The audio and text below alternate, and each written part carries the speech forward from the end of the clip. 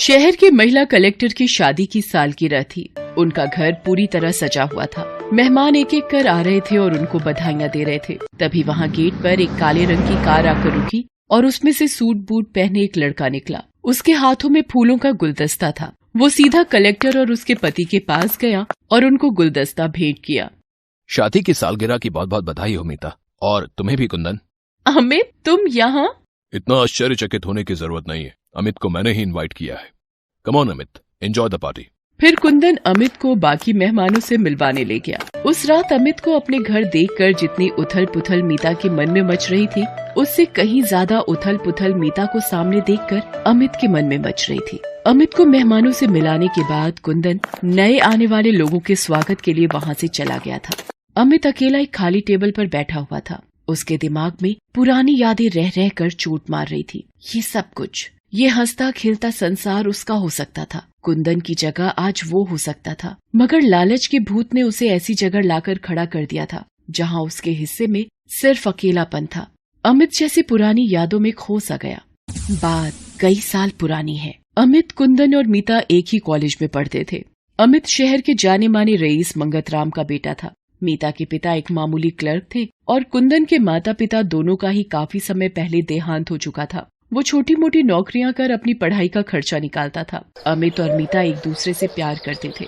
Final year के exam होने वाले हैं। इसके बाद कॉलेज खत्म हो जाएगा। क्या तुमने अपने पापा से बात की हमारी शादी के लिए? अरे इसमें बात क्या करना है? मेरी पसंद मेरे पापा की पसंद है। मैं इसी रविवार को अपने पापा के साथ तुम्हारे घर आ रहा हूँ, तुम्हारा हाथ मांगने। सच? और क्या, मैं मजाक थोड़ी ना कर रहा हूँ। कहीं तुम्हारे पिता ये तो नहीं कहेंगे ना कि शादी के बाद पढ़ाई लिखाई बंद? तुम तो जानते हो ना कि मुझे सिविल सर्विस की तैयारी करनी है। ऐसा कुछ नहीं होगा। शादी के बाद तुम मन लगाकर अपनी तैयारी करना, कोई तुमसे कुछ नहीं कहेगा। अब तो मीता बेसब्री से रविवार का इंतजार करने लगी। रविवार के दिन तय समय पर अमित और उसके पिता मंगतराम अपनी चमचमाती कार से मीता के घर पहुँचे। मीता के पापा उनका स्वागत करने के लिए दरवाजे पर ही खड़े थे। उनके आने पर मीता के पापा अशोक जी उन्हें अंदर लेकर आए। उनका मामूली सा घर देखते ही मंगतराम ने नाक भौं सिकोड़ना शुरू किया। अरे ये किस घर की लड़की को दिल बैठा, ये बेवकूफ लड़का है। घर की हालत देखकर तो लगता है कि यहाँ से मुझे दहेज में एक फूटी कौड़ी भी नहीं मिलेगी। चाय नाश्ता करने के बाद अशोक जी, अब जरा लड़का लड़की को आपस में बातें करने दीजिए और आप जरा मेरे साथ बाहर टहलने चलिए। फिर अशोक जी और मंगतराम बाहर निकल गए। ये तुम्हारे पिता मेरे पापा को बाहर क्यों ले गए? कहीं मेरी शिकायत तो नहीं करेंगे कि लड़की देखने में ऐसी है वैसी है? अमित इस बात पर कुछ नहीं बोला, बस मुस्कुरा भर दिया।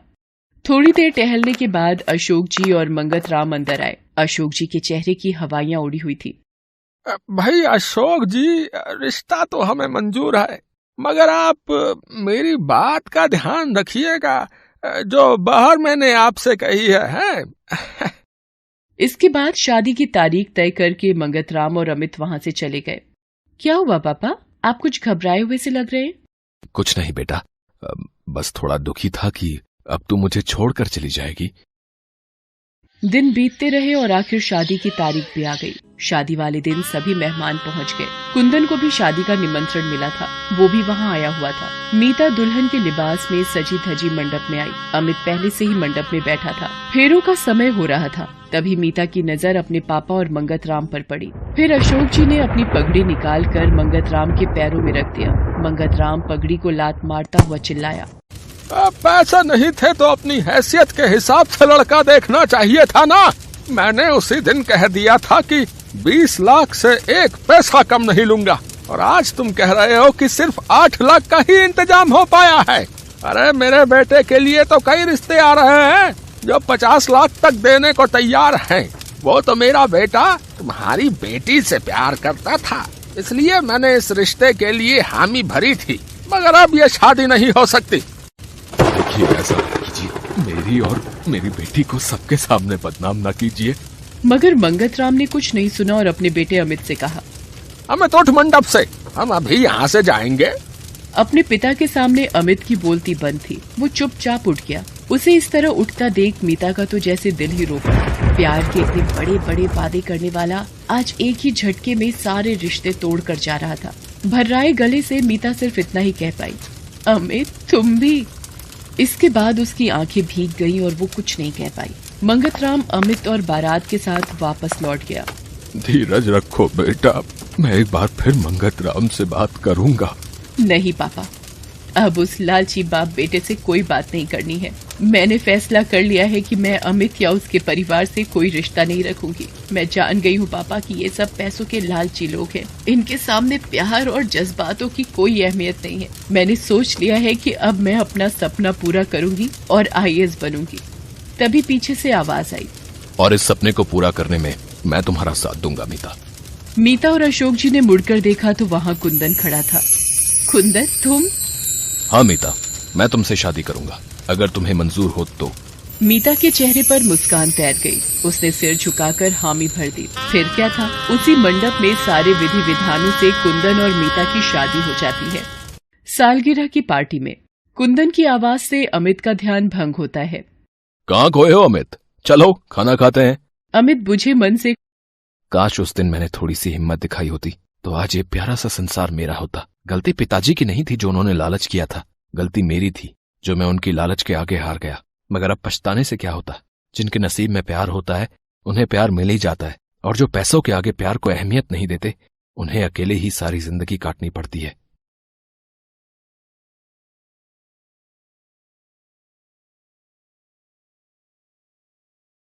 कमला अपने माता पिता की चौथी संतान थी। उसके पिता राधेश्याम गांव के मुखिया थे। कमला की किस्मत जन्म से ही खराब थी। अभी वो 2 साल की भी नहीं हुई थी तब बिस्तर से गिरकर उसके सिर में कोई अंदरूनी चोट लग गई थी। इस चोट की वजह से 5 साल का होने पर भी उसे ठीक से बोलना नहीं आया था। वो बड़ी मुश्किल से हकलाकर बोल पाती थी। फिर 5 साल का होने पर उसे चेचक की बीमारी ने आ जकड़ा था। बीमारी तो कुछ दिनों में ठीक हो गई थी, मगर उस बीमारी ने कमला के चेहरे पर जिंदगी भर का निशान यानी चेचक के दाग छोड़ गई थी। राधेश्याम की कमला से बड़ी 3 और बेटियां थीं। उनके साथ बचपन में ऐसा कोई हादसा नहीं हुआ था। वे सभी स्वस्थ और सुंदर थीं। कमला के माता पिता जब उसे देखते तो उनके मुंह से बस आह निकलती थी। उसके पिता उसकी माँ से अक्सर कहा करते थे, एक तो मंद बुद्धि, ऊपर से ये चेचक के दाग, भगवान जाने इस लड़की का क्या होगा। खैर, समय बीतता रहा और कमला अब 6 साल की हो गई। गांव का भी विकास हो रहा था। आज पहली बार गांव में प्राइमरी स्कूल खुलने वाला था। स्कूल का उद्घाटन करने खुद कलेक्टर साहब आए थे। उद्घाटन के बाद कलेक्टर साहब मुखिया राधेश्याम से मिले और उससे बोले, आपकी भी तो एक 6 साल की बेटी है, उसे इस स्कूल में पढ़ने भेजिए। आप गांव के मुखिया हैं, जब आप लड़कियों को पढ़ाने की पहल करेंगे तब दूसरे लोग भी अपनी बच्चियों को पढ़ने भेजा करेंगे। कलेक्टर साहब की बात टालने का साहस राधेश्याम में नहीं था। वो घर गया और अपनी पत्नी सुमित्रा को सब बातें बताई। जब कलेक्टर साहब ने कहा है तो उनकी बात कैसे टाली जा सकती है। मैं कल कमला को तैयार कर दूंगी, आप उसका दाखिला करवा दीजिएगा। अगले दिन उसकी माँ कमला को तैयार करने लगी। कमला को आज पहली बार सजाया संवारा जा रहा था। उसकी समझ में नहीं आ रहा था कि ये सब क्या हो रहा है। उस पर उसकी बड़ी बहनों ने उसे ये कहकर डरा दिया कि लगता है पिताजी तुझे शहर छोड़कर आने वाले हैं। ये सुनकर कमला बुरी तरह डर गई और रोने लगी। लेकिन उसके रोने का किसी पर असर नहीं हुआ। उसके पिता उसे जबरदस्ती स्कूल ले गए और वहां उसे टीचर की निगरानी में छोड़कर वहां से चले आए। टीचर उसे लेकर KG क्लास में गई और बाकी बच्चों से कहा, बच्चों, आज तुम्हारी क्लास में तुम्हारी एक नई दोस्त आई है। सबको अपना नाम बताओ बेटा। कमला पहले तो डर रही थी, मगर जब उसने अपनी ही उम्र के काफी सारे बच्चों को देखा तो उसका डर थोड़ा कम हो गया। उसने बड़ी मुश्किल से बोलना शुरू किया, कमला। बच्चों, ये कमला है, आज से ये तुम्हारी क्लास में ही पढ़ेगी। फिर टीचर ने कमला को एक सीट पर बिठा दिया। अपनी ही उम्र के दूसरे बच्चों से कमला इससे पहले कभी नहीं मिली थी। धीरे धीरे उसका डर दूर हो गया और उस दिन वो बाकी बच्चों के साथ खूब खेली और मस्ती की। उसे स्कूल भाग गया था। अब वो रोज स्कूल आने लगी। घर से ज्यादा उसे स्कूल अच्छा लगने लगा था। एक दिन क्लास में, बच्चों, कल मैंने तुम्हें 1 से 100 तक काउंटिंग याद करने को कहा था। किस किसने याद किया है? फिर टीचर एक एक बच्चे से पूछने लगी। किसी को 50 तक याद था तो किसी को 70 तक। पूरी क्लास में सिर्फ एक कमला ही ऐसी थी जिसे पूरी 100 तक की गिनती याद थी। सिर्फ एक दिन में ही कमला ने 100 तक की गिनती याद कर ली। इसे हकलाता हुआ देखकर सब इसे मंदबुद्धि समझते हैं, मगर ये तो दूसरे बच्चों से ज्यादा तेज है पढ़ने में। बस इसकी हकलाहट दूर करने के लिए कुछ करना चाहिए। ये सोचकर टीचर कमला के माता पिता से मिली और उनसे कहा, कमला की हकलाहट दूर हो सकती है, बस उसे स्कूल के बाद 1-2 घंटे मेरे पास छोड़ना पड़ेगा। कमला के माँ बाप को भला क्या एतराज हो सकता था। उन्होंने झट से हामी भर दी। उस दिन से स्कूल के बाद कमला टीचर के पास ही रुकती और टीचर तरह तरह के उपाय करके उसकी हकलाहट दूर करने की कोशिश करती। कभी वो कमला से जोर जोर से अखबार पढ़वाती तो कभी उससे कोई कविता या कहानी पढ़वाती। टीचर की मेहनत रंग लाई और कमला की हकलाहट कुछ ही महीनों में खत्म हो गई। हकलाहट खत्म होते ही जैसे कमला में एक नया आत्मविश्वास पैदा हो गया। उसने अपनी पढ़ाई जारी रखी और धीरे धीरे सीढ़ियां चढ़ते हुए पहले इंटर और फिर बीए की परीक्षा पास कर ली। अपने परिवार में इतनी ऊंची शिक्षा हासिल करने वाली वो पहली लड़की थी। ये कहना गलत न होगा कि उसकी इस कामयाबी के पीछे उसके टीचर का भी बहुत बड़ा हाथ था। एक दिन कमला के घर में, अजी सुनते हो, कमला की उम्र निकली जा रही है, जल्दी से कोई लड़का देखकर उसके भी हाथ पीले कर दो। तुम्हें क्या लगता है कि मुझे इस बात की कोई फिक्र नहीं है? अरे 20 जगह बात कर चुका हूं, मगर इसके रंग रूप को देखकर कोई शादी के लिए तैयार ही नहीं होता है। कमला की शक्ल सूरत की वजह से उसका रिश्ता कहीं नहीं हो पा रहा था। फिर भी किसी तरह काफी दिनों की दौड़ धूप के बाद आखिरकार राधेश्याम ने एक जगह कमला का रिश्ता पक्का कर ही दिया। उसने घर आकर सुमित्रा को बताया, लड़का उम्र में मुझसे कुछ ही साल छोटा है और 2 बच्चों का बाप है। ये उसकी दूसरी शादी है। उसकी पहली बीवी को गुजरे 2 साल हो चुके हैं। अब इसकी किस्मत में यही लिखा है तो हम क्या करें। इस तरह कमला की शादी पक्की हो गई। शादी का दिन भी आया और निश्चित समय पर दूल्हा बारात लेकर कमला के घर आया। दूल्हे को देखकर गांव की औरतें कानाफूसी करने लगी। अरे दूल्हा तो बहुत बूढ़ा है, ये तो कमला के बाप की ही उम्र का लगता है। इन्हीं कानाफूसियों के बीच शादी की रस्में निभाई जा रही थी। तभी अचानक दूल्हे की नजर कमला के चेहरे पर पड़ गई। चेचक के दाग वाली कमला को देखकर उसने शादी से इनकार कर दिया। मुझे बताया गया था कि लड़की देखने में ज्यादा सुंदर नहीं है, मगर ये तो बहुत कुरूप है। मैं ये शादी नहीं कर सकता। ऐसा न कहिए, सारे गांव के लोग आए हैं। अगर ये शादी टूट गई तो मेरी नाक कट जाएगी। ठीक है, मैं शादी करने को तैयार हूँ, मगर मुझे दहेज में 1 लाख रुपए ज्यादा चाहिए। हाँ, अपना सब कुछ गिरवी रखकर मैं ये शादी करवा रहा हूँ। अब 1 लाख और कहाँ से लाऊं? मैं ज्यादा से ज्यादा 50,000 का इंतजाम कर सकता हूँ। अरे अब मान भी जाओ, 50,000 की रकम भी काफी है। लड़की देखने में अच्छी नहीं है तो तुम भी कौन से जवान हो, हैं? इस तरह सबके समझाने बुझाने से दूल्हा फेरों के लिए मंडप में आया। पंडित ने दूल्हा दुल्हन को फेरों के लिए कहा। दूल्हा तो चलने को तैयार हो गया, मगर कमला रुकी रही और सबके सामने उसने अपना घूंघट उतार दिया और दृढ़ स्वर में बोली, मुझे ये शादी मंजूर नहीं है। उसकी बात सुन सब लोग तरह तरह की बातें करने लगे। उन्हें इस तरह बातें करता देख कमला ने कहा, क्यों, आप लोगों को आश्चर्य हो रहा है ना कि आज ये गूंगी गाय कैसे बोलने लगी? अरे जिस आदमी को मेरे ज्ञान से कोई मतलब नहीं, जो सिर्फ मेरा रूप और मेरे पिता के पैसों को देखकर मुझसे शादी करने जा रहा है, ऐसे इंसान के साथ मैं अपनी जिंदगी नहीं बिता सकती। आज मैंने फैसला कर लिया है कि इस गांव और देश के लोगों के बीच एक मिसाल कायम करूंगी। मैं लोगों को बताऊंगी कि ऐसे दहेज के लोभियों के हाथों अपनी बेटी देने से अच्छा है अपनी बेटी को ज्ञान की रोशनी दो, जैसे मेरे माँ बाप ने मुझे दी है। आज से मैं ये प्रण लेती हूँ कि मैं अपने देश की ऐसी बेटियों, जिन्होंने आज तक कभी स्कूल का मुंह भी नहीं देखा है, उनकी शिक्षा के लिए काम करूंगी, ताकि मुझ जैसी और भी लड़कियां इन जैसे दहेज लोभियों का शिकार न बन पाएं। कमला की बातों ने वहां इकट्ठा लोगों के अंतर्मन को छू लिया। अब सब आश्चर्य से नहीं बल्कि श्रद्धा और गर्व से कमला को देख रहे थे।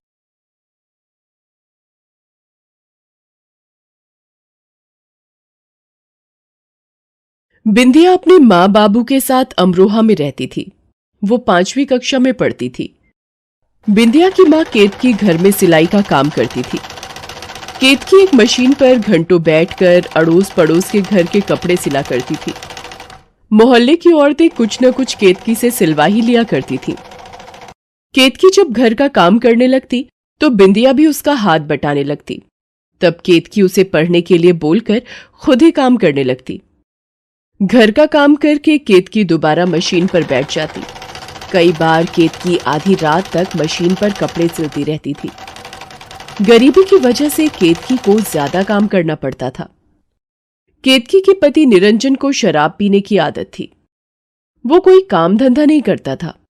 केतकी जो कुछ भी सिलाई के काम से कमाती, निरंजन सारे पैसे छीन कर ले जाता। ला इधर दे मुझे पैसे। केतकी को पता था कि पैसे देखते ही उसका पति सारे छीन लेगा, इसलिए केतकी ने एक गुल्लक बना रखी थी।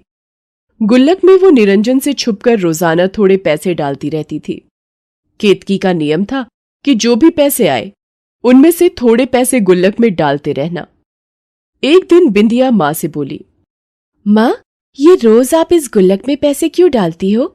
पैसे तो खर्च करने के लिए होते हैं ना।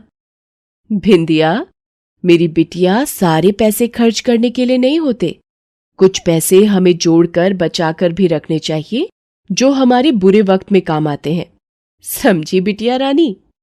अच्छा, ये बात है। माँ, मैं खेलने जाऊं? मेरी सहेलियां बुला रही हैं। हाँ बिटिया, पर जल्दी आ जाना। ज्यादा देर तक खेलोगी तो तुम्हारे बापू गुस्सा करेंगे। बिंदिया खेलने चली जाती है। केतकी गुल्लक में पैसे डाल देती है और गुल्लक को छुपा कर रख देती है। इतनी देर में निरंजन आ जाता है। वो शराब के नशे में होता है और केतकी से खाना मांगता है। केतकी उसे खाना देती है तो वो गुस्से में बोलता है, ये क्या बना है? हैं? दाल में न नमक है न मिर्च मसाला है। कैसा घटिया खाना बन रहा है। ले जा इसे मेरे आगे से। और तेरे पैसे अभी तक नहीं आए मेरे पास सिलाई के। निकाल जरा, मुझे पैसे दे। मुझे जरूरत है भाई। सुनो जी, वो बक्सा मत खोलो। उसके अंदर थोड़े से ही पैसे रखे हैं। घर में चावल और आटा खत्म हो गया है, इसीलिए बचाकर रखे थे। निरंजन केतकी की एक नहीं सुनता और बक्से में रखे पैसे उठाकर केतकी को धक्का देकर घर से बाहर चला जाता है। इतनी देर में बिंदिया आ जाती है। वो अपनी माँ को इस हालत में देखकर रोने लगती है। केतकी उसे चुप कराती है। दिन बीतने लगे। केतकी मशीन पर कपड़े सिलने का काम करती रहती थी। निरंजन की बुरी आदतें बढ़ती जा रही थीं। अब तो वो जुआ भी खेलने लगा था। अब तो वो घर का कोई भी सामान, बर्तन, कुछ भी ले जाता और बेचकर उन पैसों से जुआ खेलने लगता। एक दिन, माँ, खीर खाने का बहुत मन है, आज बनाओ ना माँ। ठीक है, तू घर का ध्यान रख, मैं बाजार से थोड़े दूध और चावल लेकर आती हूँ। ठीक है माँ, मैं घर का ध्यान रखती हूँ। केतकी बिंदिया के लिए खीर बनाने का सामान लेने बाजार चली जाती है। तभी पीछे से कुछ लोग घर आते हैं और घर का सारा सामान फेंकने लगते हैं। केतकी जैसे ही वापस आती है, वो देखकर डर जाती है। उसके हाथ से खीर का सारा सामान नीचे गिर जाता है। वो शोर मचाती है कि ये क्या कर रहे हो, ये सामान क्यों फेंक रहे हो। बिंदिया भी रोने लगती है कि हमारा सामान क्यों फेंक रहे हो, पर वो लोग नहीं मानते और घर का सारा सामान तितर बितर कर देते हैं। उनमें से एक आदमी कहता है, ये घर तुम्हारे पति ने हमारे सेठ जी को बेच दिया है। तुम्हें अभी इसी वक्त ये घर खाली करना होगा। कहीं भी जाओ, हमें इससे कोई मतलब नहीं। ऐसे कैसे घर बेच दिया? आप हमारे से ऐसे घर खाली नहीं करा सकते। हम कहाँ जाएंगे? माँ, ये लोग हमारे घर का सारा सामान फेंक रहे हैं। मेरी गुड़िया को भी तोड़ दिया। माँ, जाओ आप लोग यहाँ से, ये हमारा घर है। चुप कर लड़की, अब ये घर तेरा नहीं, हमारे सेठ जी का है, चलो निकलो यहां से। केतकी और बिंदिया दोनों रात तक घर के बंद दरवाजे पर बैठी रहती हैं। केतकी बड़ी मुश्किल से बिखरा हुआ सामान समेटती है। तब तक निरंजन भी आ जाता है। वो नशे की हालत में होता है। केतकी उससे पूछती है, आपने घर बेच दिया मुझे बिना बताए? अब हम कहाँ रहेंगे? इतनी रात में हम कहाँ जाएंगे? आपने ये क्या कर दिया?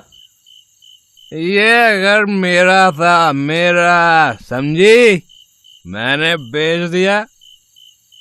तू जायदाद नहीं लाई थी अपने माँ बाप के घर से, समझी? मुझे पैसों की जरूरत थी भाई, इसलिए मैंने ये घर बेच दिया। उड़ा दिए जुए में सारे पैसे। बोल क्या करेगी तू? चला भी है, रोना धोना छोड़ और सामान उठा। मेरा दोस्त मोहन ने एक किराए का कमरा बताया है, आज से हम वहीं रहेंगे। चलो उठा सामान। केतकी बेचारी क्या करती? बिंदिया का चेहरा देखकर वो मायूस हो गई। बिंदिया भूख से तड़प रही थी। उस दिन बिंदिया का खीर खाने का मन था, पर बेचारी केतकी उसे खीर नहीं खिला पाई। उसकी गरीबी, उसकी बदनसीबी दोनों उसकी जिंदगी में दुखों का पहाड़ बनकर खड़े थे। छोटी बच्ची बिंदिया की खातिर उस वक्त केतकी चुप हो गई, पर उसका मन पूरी तरह से टूट चुका था। उसका अपना घर, जिस घर में वो ब्याह कराई थी, वो उससे छूट चुका था। निरंजन केतकी और बिंदिया को लेकर किराए के घर में रहने आ गया। धीरे धीरे समय बीतता गया। केतकी ने किराए के मकान में मशीन पर कपड़े सिलना शुरू कर दिया। जो थोड़े बहुत लोग वहां उसे जानने लगे, वो उससे कपड़े सिलवाने लगे। अब घर खर्च और बिंदिया की पढ़ाई के साथ साथ मकान, पानी और बिजली का किराया भी केतकी को देना पड़ता था। वक्त बीतने लगा। बिंदिया भी बड़ी हो गई थी, साथ ही सुंदर और समझदार बन गई थी।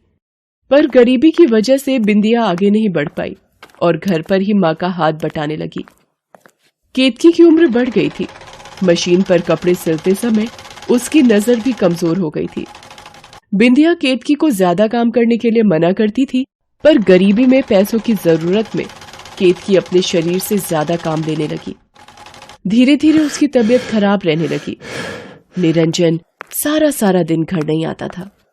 केतकी बीमार रहने लगी। बिंदिया सारा दिन माँ की सेवा करती। केतकी को अब बस बिंदिया की शादी की चिंता थी कि उसके जीते जी बिंदिया की शादी हो जाए। एक दिन अरे कांता दीदी, आप बहुत दिनों बाद आना हुआ। कब से आपसे मिलने का मन था। हाँ केतकी, सोचा कि तुमसे मिलाऊं। कुछ सालों से गांव में ही थी, दोबारा अमरोहा वापस आ गई हूं। कल आई तो पता चला कि तुमने अपना मकान बेच दिया और यहाँ किराए पर रहने आ गई। कई सालों से गांव में ही थी तो तुम्हारी कोई खोज खबर ही नहीं थी। क्या बात है केतकी, तुम्हारी तबीयत ठीक नहीं लग रही? कुछ नहीं कांता दीदी, वो मौसम का असर है, अपने आप ठीक हो जाएगा। बिंदिया बिंदिया, कांता दीदी आई हैं, उनके लिए चाय बना ला। ये तुम्हारी बेटी बिंदिया तो बहुत बड़ी हो गई, जब देखा था तब तो बहुत छोटी थी। इसकी शादी की कहीं बात की? नहीं मौसी, हम गरीब लोग हैं, इतनी आसानी से लड़का कैसे मिलेगा। बस इसी की शादी की चिंता सताती रहती है। मेरी तबीयत भी ठीक नहीं रहती। मेरे जीते जी इसकी शादी हो जाए, बस मेरी सारी चिंताएं दूर हो जाएंगी। निरंजन का तो आपको पता है, उनकी आदतें अभी भी वैसी की वैसी ही हैं। तुम अगर कहो तो मेरी नजर में एक लड़का है जिसे एक सुशील समझदार लड़की चाहिए। बिंदिया दिखने में सुंदर है, उसे पसंद आ जाएगी। लड़का कपड़े की दुकान पर नौकरी करता है, कोई खाने पीने की आदत नहीं है, बस लड़की घरेलू चाहते हैं। कांता दीदी, आप बात कर लो। अगर बिंदिया का रिश्ता हो जाता है तो मेरी सारी चिंताएं दूर हो जाएंगी और मैं आराम से मर सकूंगी। माँ, तुम ये मरने की बातें मत किया करो। कांता मौसी, समझाओ माँ को, ये हर वक्त मरने की बात करती रहती है। कांता दीदी के कहने पर लड़के वाले बिंदिया को देखने आते हैं और शादी के लिए हाँ कर देते हैं। बिंदिया का रिश्ता पक्का होने पर केतकी बहुत खुश होती है। उसके सिर से बिंदिया की शादी की चिंता दूर होने वाली होती है। डॉक्टर के मना करने के बाद भी केतकी मशीन पर कपड़े सिलना बंद नहीं करती। उसे बिंदिया की शादी के लिए पैसे जोड़ने थे, इसलिए ज्यादा से ज्यादा काम करने लगी। एक दिन मशीन चलाते हुए केतकी बेहोश हो जाती है। डॉक्टर केतकी का चेकअप करता है और बिंदिया से कहता है कि ज्यादा कमजोरी और शरीर का ध्यान न रखने की वजह से केतकी को हार्ट अटैक आया और वो स्वर्ग से धार जाती है। बिंदिया के ऊपर तो मानो दुखों का पहाड़ टूट जाता है, मानो उसके शरीर का कोई हिस्सा ही अलग हो गया हो। वो रो रो कर माँ माँ चिल्लाने लगती है। माँ तुम कहाँ चली गई? माँ तुमने मुझसे वादा किया था कि तुम मुझे अकेला छोड़कर नहीं जाओगी। मैं किसके सहारे जीऊंगी माँ? नहीं माँ, तुम मुझे छोड़कर नहीं जा सकती। मैं इस दुनिया में बिल्कुल अकेली पड़ जाऊंगी माँ। माँ माँ देखो, कुछ दिनों बाद मेरी शादी है। मैं किसके सहारे डोली में विदा होंगी माँ? माँ वापस आ जाओ, उठो माँ उठो। तभी कोई उसके सिर पर हाथ रखता है। वो कोई और नहीं बल्कि उसका पिता निरंजन होता है। बिंदिया रोते हुए उससे कहती है, बापू देखो माँ चली गई। इस दुनिया में माँ मुझे अकेला छोड़ गई, मुझसे रूठ गई मेरी माँ। केतकी, मुझे माफ कर दे। आज मेरी वजह से तू इस दुनिया से चली गई। मेरी शराब और जुए की लत ने तुझे गरीबी में दिन गुजारने पर मजबूर किया। तू मेहनत करके घर चलाती रही, मैं उजाड़ता रहा। मैं आज के बाद कभी भी शराब और जुए को हाथ नहीं लगाऊंगा केतकी। बिंदिया मेरी बच्ची, तू रो मत और अपने बापू को हो सके तो माफ कर दे बेटिया, माफ कर दे।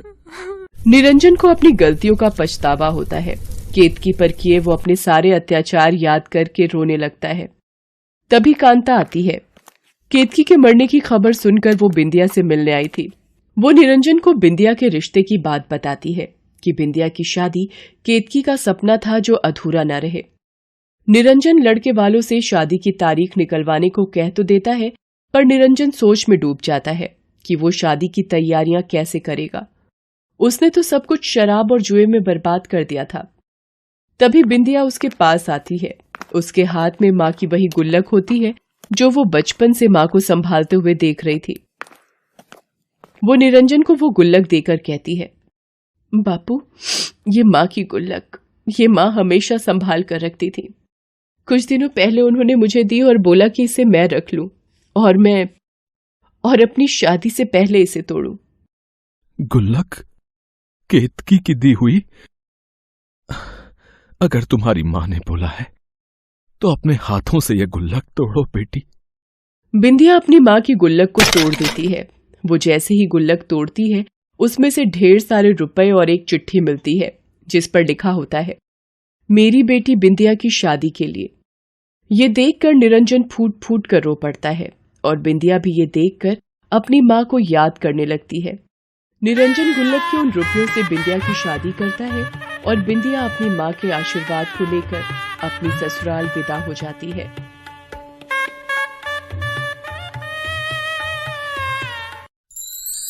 Thanks for watching.